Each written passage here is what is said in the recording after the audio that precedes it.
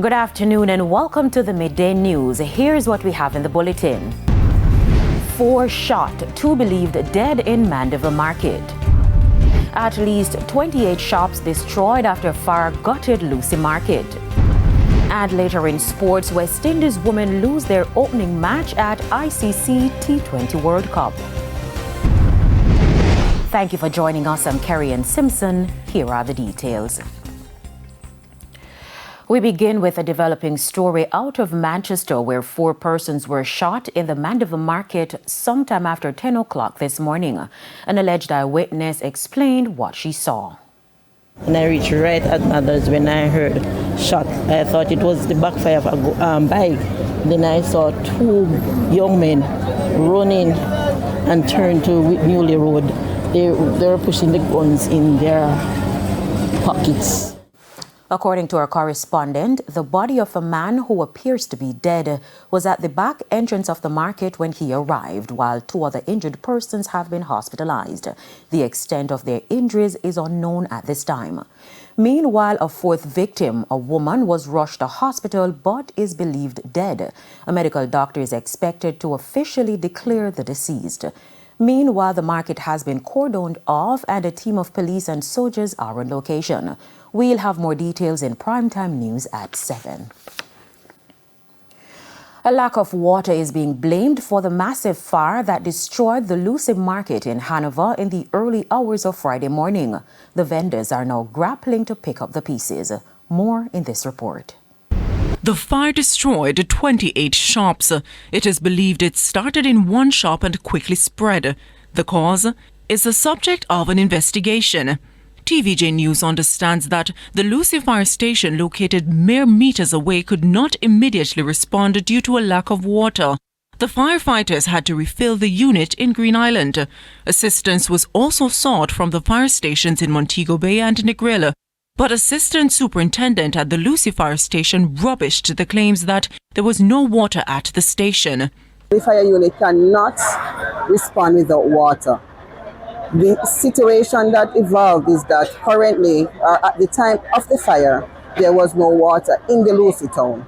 So being engaged in firefighting operation, the unit was depleted of its water source and we had to seek water all the way in Green Island. And that's a 30-minute drive from the Lucea town. It's understood that a firefighter was hospitalized after receiving an electric shock and was taken to a hospital for treatment. His injuries are not considered life-threatening. Karen Kelly, a vendor, says she's in disbelief. Yesterday, I do one big shopping for my shop. And you have your money? I left my money and I say, all right, today, you know, stock up a shop for me Friday for make a money, sir. Everything. In the meantime, former enforcement officer at the Hanover Municipal Corporation, Craig Oates, says this was bound to happen. He said the lack of proper maintenance and infrastructure of the market contributed to the fire. I'm calling on the Hanover Municipal Corporation that has direct control of this market to look around the market. If you look around the market, you can see there are problems that so exist, that are structural, that probably the next time it is going to be a loss of life.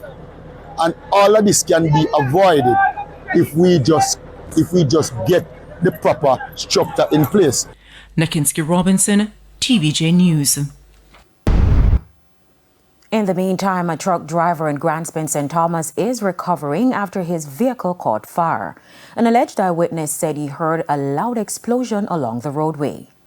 First thing I said is smoke first.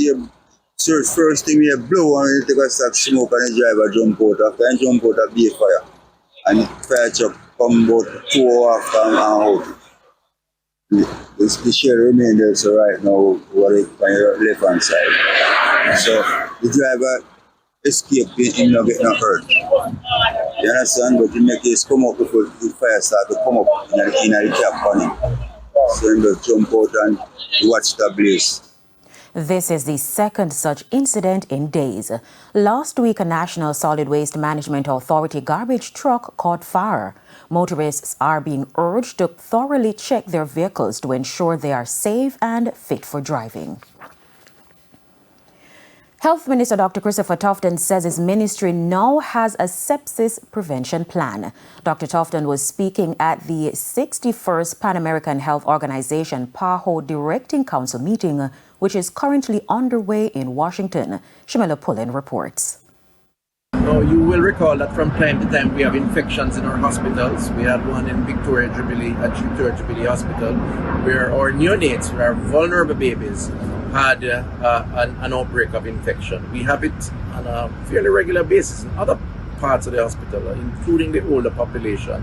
So normally vulnerable populations are affected more by this particular condition. And we do apologize for the technical glitch. In other news, the music being played in public passenger vehicles is not fit for students. That's the view of Vice Chairman of the National Road Safety Council, Dr. Lucea Jones. Dr. Jones says he wants taxi and bus operators to do better. But for those who refuse to make improvements, he wants the police to take a zero-tolerance approach in prosecuting them. Again, we do apologize for the technical glitch. We continue. Member of Parliament for Manchester Central, Rhoda Moore Crawford, has responded to criticisms from the Mandeville mayor about debris left along the Winston Jones Highway in an ongoing drain cleaning exercise being done by the National Works Agency, NWA. In a recent interview, the MP announced a comprehensive drain cleaning, debushing and road repairs program in the constituency, for the constituency and other areas of the parish. Krista Campbell has that story.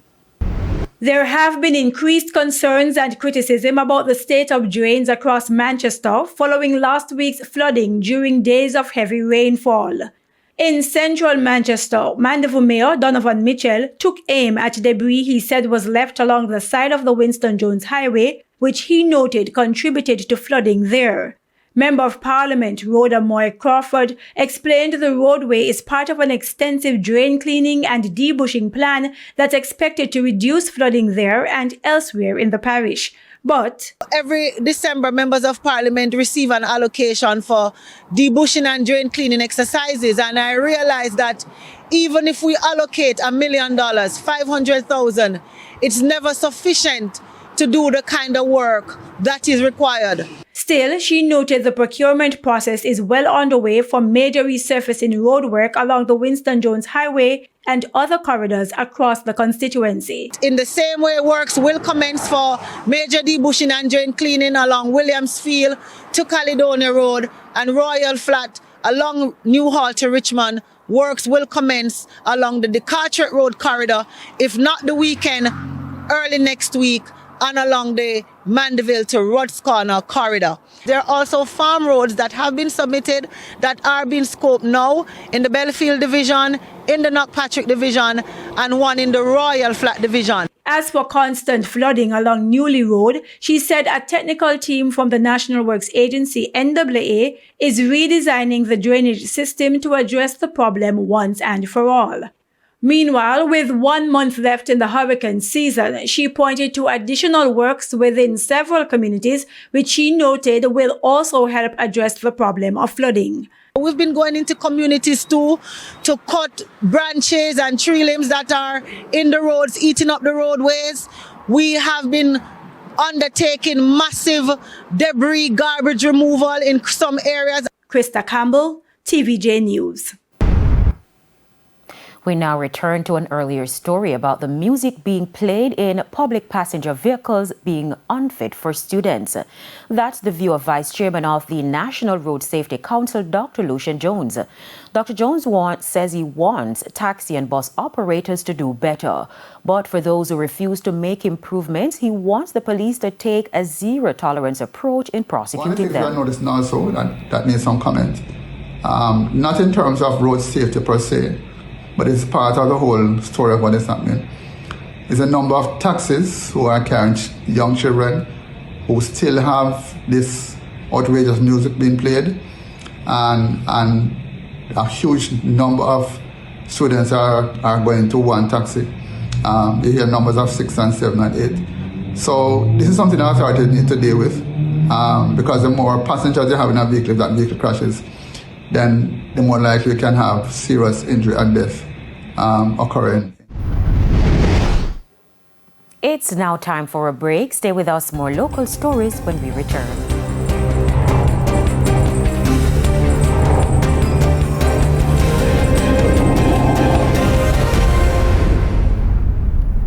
Welcome back to the Midday News. Mayor of Port Maria Fitzroy Wilson says plans are underway to address illegal vending in the township. Mr. Wilson told our news center that he is working to ensure a clean space for the Christmas season. Local government ministry would have constructed a brand new market, just opened approximately a year or so ago. It is unfair for the traveling public can't traverse the road via using the sidewalks. When there are fish vendors vending there are the food vendors and so on the sidewalk. He says so far the Jamaica Constabulary Force has given its support in maintaining order in the St. Mary capital. He is now urging the Transport Authority to address illegal public passenger vehicles. The Jamaica Constabulary Force members in the township have given us the necessary support to rid the street of the illegal vending, and also the illegal transportation persons that would ply their trade in the township.